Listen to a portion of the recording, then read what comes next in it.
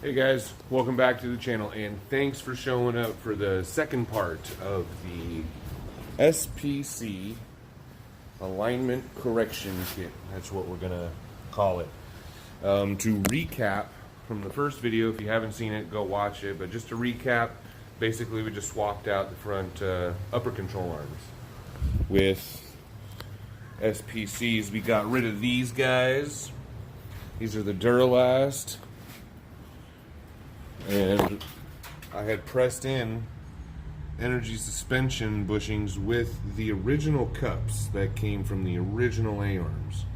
And if you see here, this is the one that basically fell out of the control arm after I pulled it out of the car. It wasn't even making contact all the way around. There's a lot of open space there.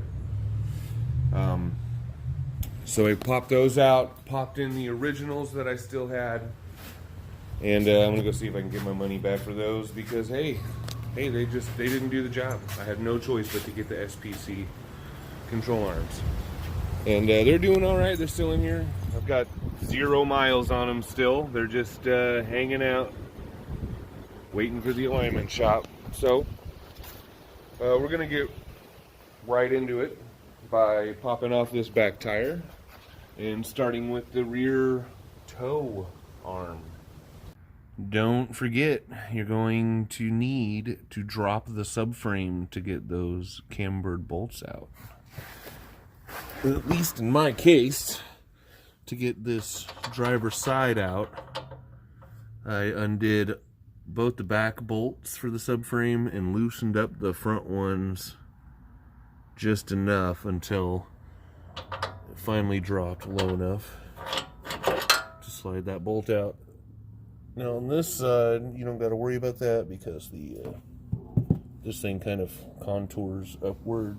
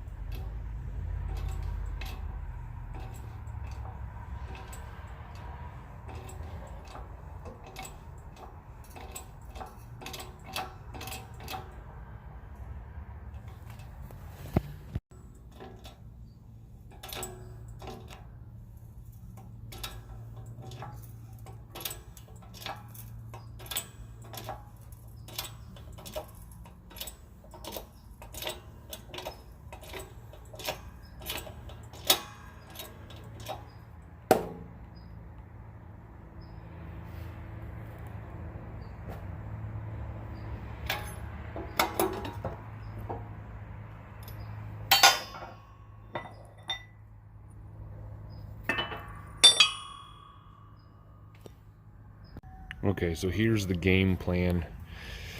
Thought about it and realized I don't know what I'm doing.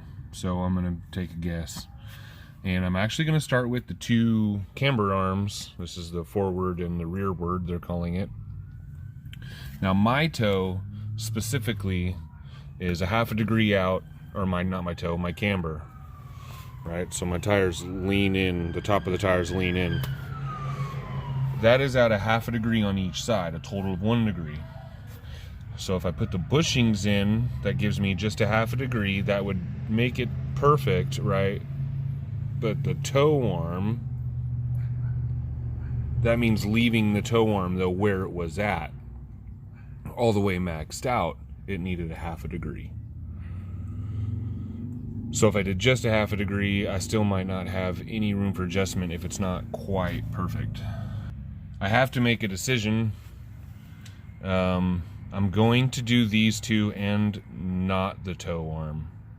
I'm going to start with giving these guys a degree each. 1 degree out on this one, 1 degree out on this one, same on the other side. 1 degree out each. Press in the bushing already pressed out of this arm, slap it back together, take it down to the shop. Sometimes you gotta use sockets to get the job done.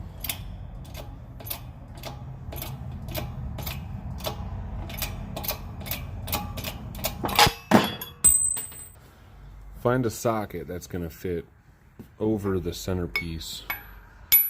You know.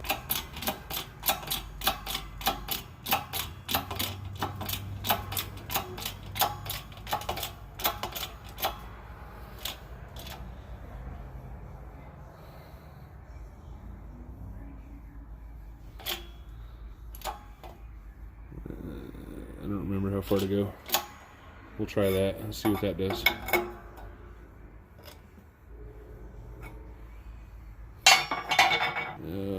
Take a look.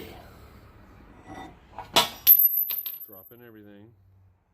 I use the second mark, which should give me a degree. And if we put a straight edge from center to center, and it's got these flat spots here and right there. And those are actually, if you use those flat spots, you can use that to help you get a straight line all the way across. Just to, you know, get an idea. And then 90 degrees from it, you got that flat spot. So, putting a line in the center of this hole to the center of that flat spot.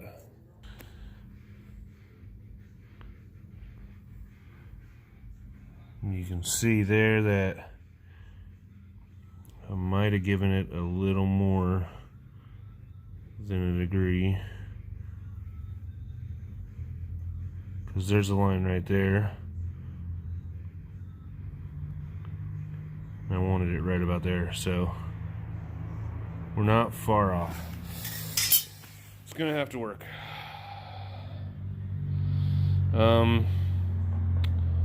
Let's get the other arm done real quick. Okay, so just a heads up, you're gonna need to drop the subframe. Undo those two bolts, undo the brake bolt, 10 mil, 16 mils. Do that on both sides. The four main guys here, the big old bolts, I think those were, actually I think those were 18s also. Front and back there, we got some nastiness up in there, some cobwebs, some spider webs. Right now it's basically almost hitting the exhaust, but I should be able to tweak it out of there enough to get that bolt out on both sides.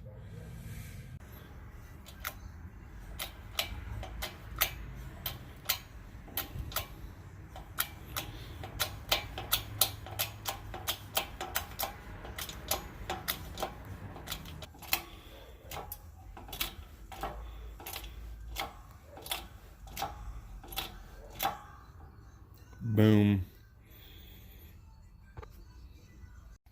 And here we are.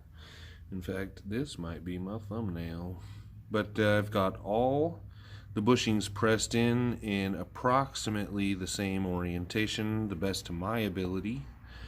And it's actually been got over a week since that last clip you saw of me just putting in that bushing. I got my glasses and I can see, but I found out, I don't think I mentioned this yet, I don't know, like I said, it's been over a week and a half. If you see these springs here, they've got a little bit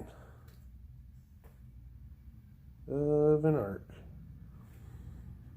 from how they sat in, a little bit of a bow. So I tried looking around. The reason it's taking so long is because I was searching for springs online and on the stores and haven't found any.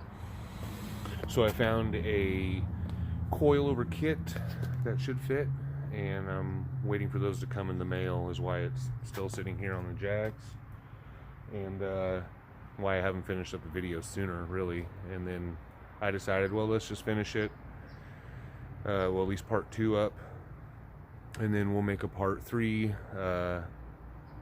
You know, part 3 I didn't count on making, but we'll make a part 3 where I put in the coilovers, and then we'll go get in line. So that's gonna do it for now for this video, guys. Thanks for watching. And we'll see you next time. Make sure you like and hit that subscribe button so you know when part 3 does come out, and you can see those coilovers coming in. They're a different color. They're kind of cool looking, but they're an unusual color for me.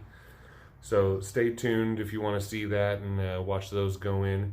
And apparently, too, please check to see if you're still subscribed and you're still getting your notifications. I don't know if my subscribers are having that problem, but check for me, please. And you guys have a good day.